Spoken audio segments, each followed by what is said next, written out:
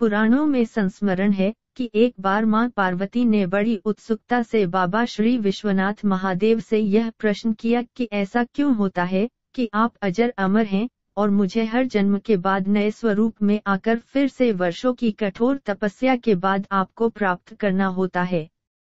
जब मुझे आपको ही प्राप्त करना है तो फिर मेरी यह तपस्या क्यों, मेरी इतनी कठोर परीक्षा क्यों, और आपके कंठ में पड़ी यह परमुंड माता तथा आपके अमर होने का कारण व रहस्य क्या है।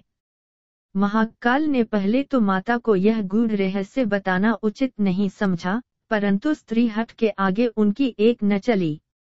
भगवान शंकर ने मां पार्वती जी से एकांत व गुप्त स्थान पर अमर कथा सुनने को कहा ताकि कोई न सुने, क्योंकि जो इस कथा को सुन लेता वो अमर हो जाता।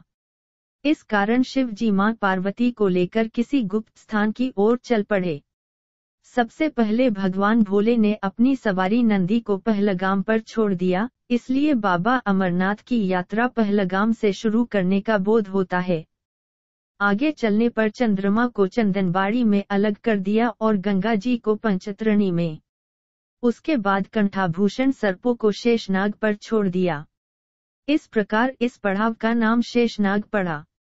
आगे की यात्रा में अगला पड़ाव गणेश टॉप पड़ता है। इस स्थान पर बाबा ने अपने पुत्र गणेश को भी छोड़ दिया था, जिसको महागुणा का पर्वत भी कहा जाता है।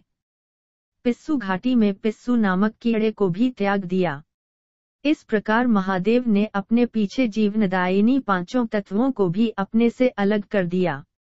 इसके साथ मां पार्वती संग एक गुप्त गुफा में प्रवेश कर गए। कथा कोई न सुने इसलिए शिव जी ने चमत्कार से गुफा के चारों ओर आग प्रज्वलित कर दी। फिर अमर कथा मां पार्वती को सुनाना शुरू किया। कथा सुनते हुए देवी पार्वती को नींद आ गई। भगवान शिव कथा सुनाते रहे। इस समय दो सफेद कबूतर कथा सुन रहे थे और बीच बीच में गूंगू की आवाज निकाल रहे थे। शिव जी को लग रहा था कि मां पार्वती कथा सुन हुंकार भर रही है। इस तरह दोनों कबूतरों ने अमर होने की पूरी कथा सुन ली। कथा समाप्त होने पर शिव का ध्यान पार्वती की ओर गया। शिव जी ने सोचा कि पार्वती सो रही है तो कौन हामी भरी रहा था। तब महादेव की दृष्टि कबूतरों पर पड़ी तो क्रोधित हो गए और उन्हें मारने के लिए तत्पर हुए। इस पर कबूतरों ने शिव जी से कहा कि हे प्रभु, हमने आपसे अमर कथा सुन ली है। यदि आप हमें मार देंगे तो अमर होने की यह कथा झूठी हो जाएगी। इस पर शिव जी ने कबूतरों को जीवित छोड़ दिया और उन्हें आशीर्वाद दिया कि तुम सदैव इस स्थान पर शिव पार्वती के प्रतीक चिन्ह के रूप में निवास करोगे। यह कबूतर का जोड़ा अजय अमर हो गया। माना जाता है कि आज भी इन कबूतरों का दर्शन भक्तों को प्राप्त होता है। इस तरह से यह गुफा अमर कथा की साक्षी हो गई व इसका नाम अमरनाथ गुफा पड़ा। यहाँ गुफा के अंदर भगवान शंकर बर्फ के निर्मित शिवलिंग के रूप में विराजमान हैं। पवित्र गुफा में मां पार्वती के अलावा गणेश के सभी अलग से बर्फ से निर्मित प्रतिरूपों के भी दर्शन किए जा सकते हैं।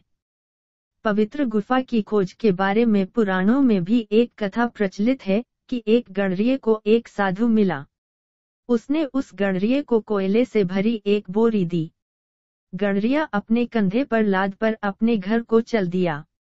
घर आकर उसने बोरी खोली तो वह आश्चर्यचकित हुआ, क्योंकि कोयले की बोरी अब सोने के सिक्कों की हो चुकी थी। इसके बाद वह गणरिया साधु से मिलने व धन्यवाद देने के लिए उसी स्थान पर गया जहां पर साधु से मिला था, परंतु वहां उसे साधु नहीं मिला बल्कि ठीक उसी जगह एक गुफा दिखाई दी। गणरिया जैसे ही उस गुफा के अंदर गया तो उसने वहां पर देखा कि भगवान भोले शंकर बर्फ के बने शिवलिंग के आकार में स्थापित थे। उसने वापस आकर सबको यह कहानी बताई और इस तरह भोले बाबा की पवित्र अमरनाथ गुफा की खोज हुई। धीरे धीरे दूर दूर से भी लोग पवित्र गुफा एवं बाबा के दर्शन के लिए पहुंचने लगे।